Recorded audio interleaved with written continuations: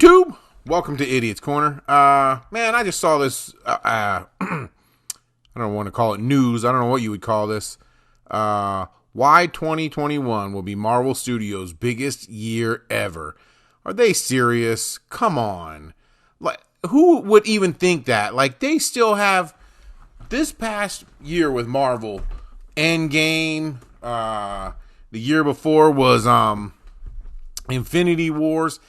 They're Marvel's biggest movies. Like, that's it. Like, there's not going to ever be another one. I'm predicting that right now. I'm going to bet $1, not to each one of you, to one person. That's going to be the biggest year. I can almost guarantee it. I don't want to say for sure, because who knows? Maybe they'll come to their senses. But I can't believe, like, who is comicbook.com? Like, who's running this over there? Like, they haven't even vamped up for a new, it took Endgame, to get to Endgame, it took 10 years of vamping up and building up this whole big thing. And this guy, Jenna Anderson, no surprise. And I'm not saying that because I'm sexist. I'm saying that because everybody that loves what they're doing with Marvel usually has an agenda. It's not because they like comic books. It's not because they like the superhero stories. They just like what's going on with Marvel right now. And you know what's going on.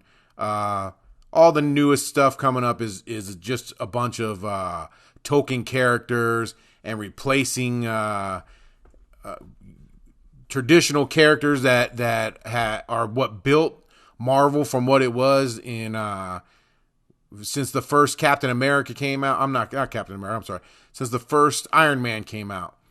So let's look at this. Why 2021 will be Marvel Studios' biggest year ever.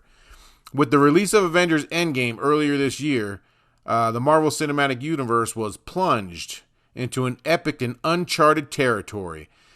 Now that the Infinity Saga has officially been brought to a close, the franchise is expected to explore iconic characters. What iconic characters? And new favorites. There are some iconic characters, but they're changing them. So they're not the same iconic characters as they used to be. You can't use that term iconic characters when you've taken who they are and changed them. They're no longer the iconic character that they were made to be. And new favorites. What new favorites? These are characters that anybody that's into comic books knows they've been failing lately. Nobody cares about their new characters they've come out with. They haven't come out with any good new characters. So new favorites. Who? They don't even name them. It's just arbitrary words they're spitting out here in the years to come. Not only does Marvel have quite a lot of blockbusters on its plate, but it has a slew of new limited series set to debut on Disney Plus streaming service. I think this Disney streaming service is where they're going to be testing out all their new SJW characters and seeing how they go. And when they don't do well, then they're going to push them aside. I'm not real excited about this streaming service. If this was back, a few years ago, before all this wokeness happened with Disney and Marvel, maybe. But I'm not excited about it. I'm probably going to get it right away, of course, because there are some stuff I do want to see on there, but I'm just expecting disappointment. I'm expecting a lot of these woke shows, kind of like what was it?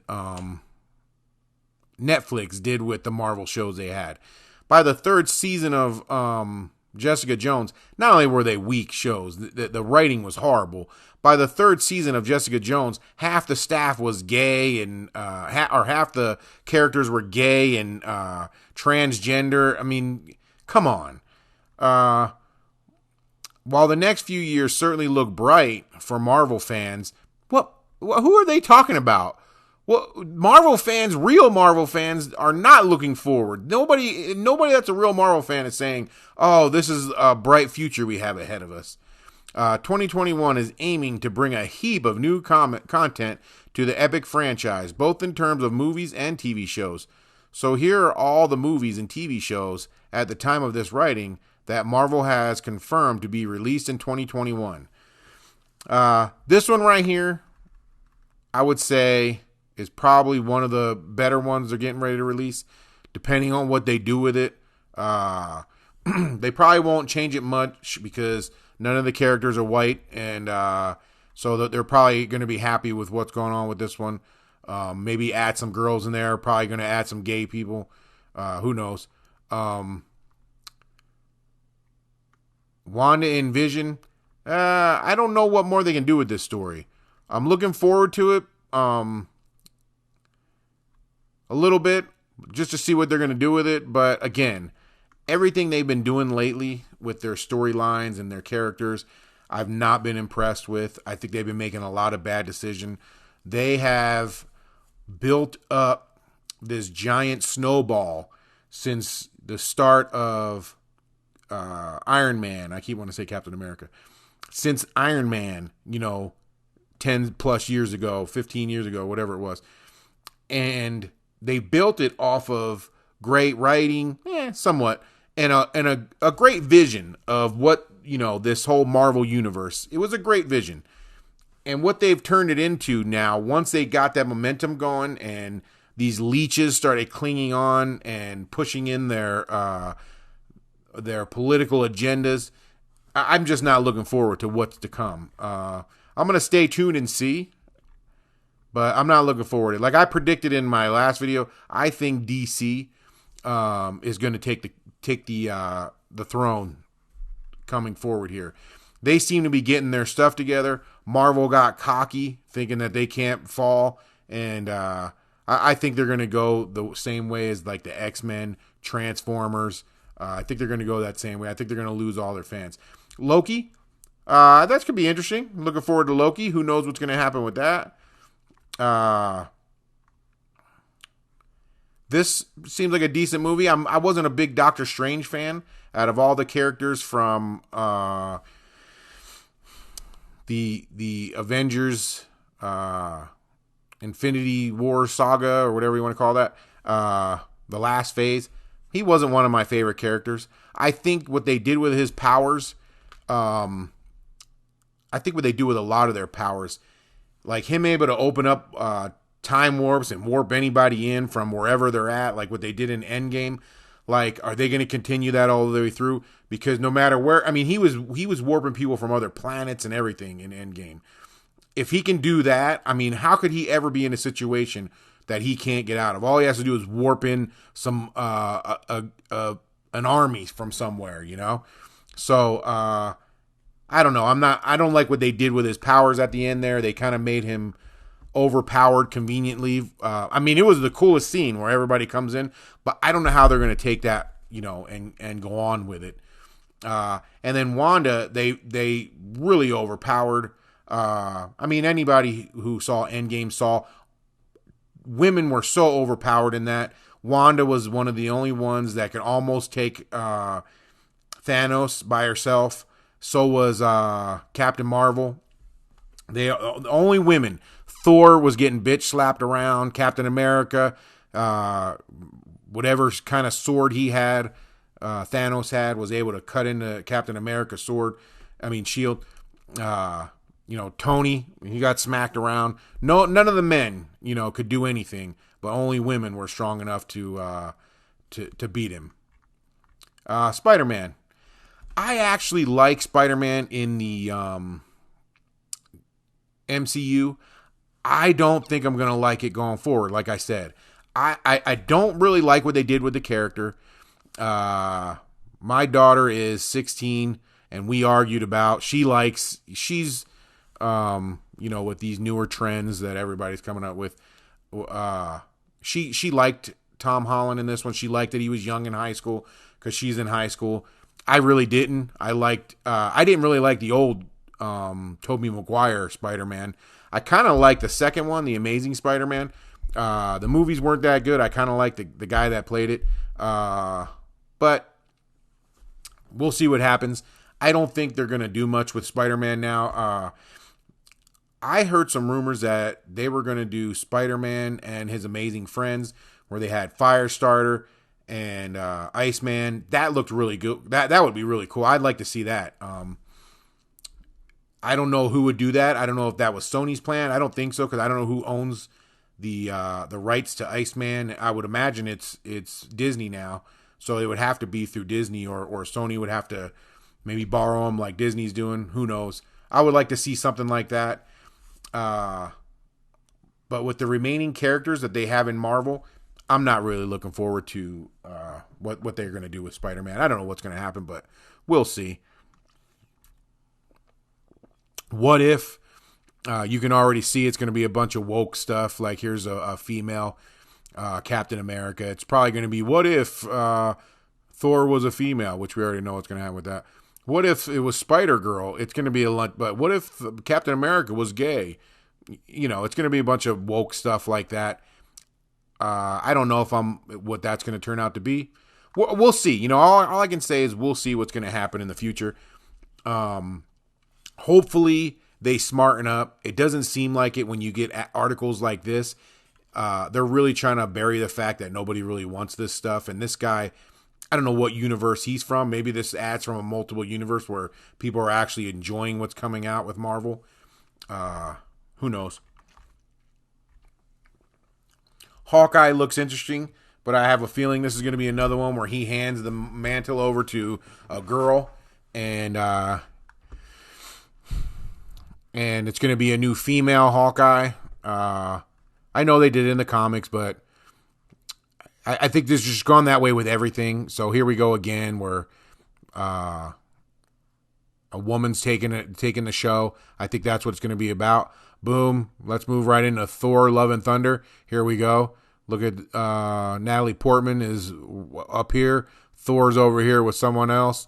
You can see she's going to take the show in this one. He's handing the mantle over to women because the mighty Thor can't handle it. He had a breakdown in Endgame, of course.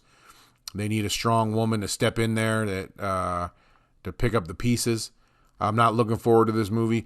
I actually liked... I can't think of the producer, I actually like what he did with, here it is. I can't pronounce it. I'm going to mess it up. Taiki Waititi, whatever. I really liked Thor Ragnarok. I like that it was based off, loosely off of the Hulk, where he goes to that world, planet Hulk, whatever. I liked that. I liked the character. I never really liked the original Thor. I thought it was a strange character. He didn't really fit with the other characters in Marvel, in my opinion. I don't think he was a horrible character, but I wasn't a big fan of the whole Thor character with the long hair and all that. I just didn't like it. So the first two Thors, they were okay movies. The first Thor was like a B movie. The second Thor was okay. I mean, I probably liked the first Thor better, but the production was, what'd they spend, like $2,000 to make the first Thor? The only thing that was good was where they showed, the only thing that looked like it was expensive is where they showed Asgard. Other than that, it looked like a cheap B-rated movie. I didn't like how he acted originally. I didn't like his appearance. So I really like Thor Ragnarok. I'm trying to defend it because I know a lot of people didn't like it, but I did. I liked Thor Ragnarok. I liked the humor in it. I liked. It didn't seem as woke to me because, you know, they still use that old rock music and stuff like that. I really liked it. Anyways, but I don't think it's going to be the same thing. I think that my prediction is that this guy, Taiki Waititi, he knows Thor Ragnarok was really good. I think his vision is going to be more woke this time. And I don't think it's going to be as good of a movie. So let me just leave it at that. I'm really disappointed in that. I really liked what they did with Thor.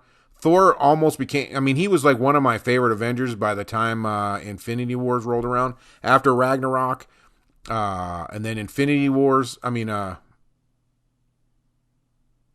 Wars, what was you know what I'm talking about. where Thor becomes badass. It was a little fake the way he held back the sun power, but I really like what they did with the character. What was that? Avengers? I can't think of it. Anyways, you know which one I'm talking about. The one before Endgame. Anyways, I like what they did with him in that one. He was becoming one of my favorite Marvel characters. Then they killed him in Endgame. That really bothered me. I think what the reason they did that though was because they were highlighting the characters that were leaving. They made Captain America a badass fighting Thanos right by himself, even though he didn't win and he got slapped around. And then Tony Stark, and I think Thor was kind of in the background because he was sticking around.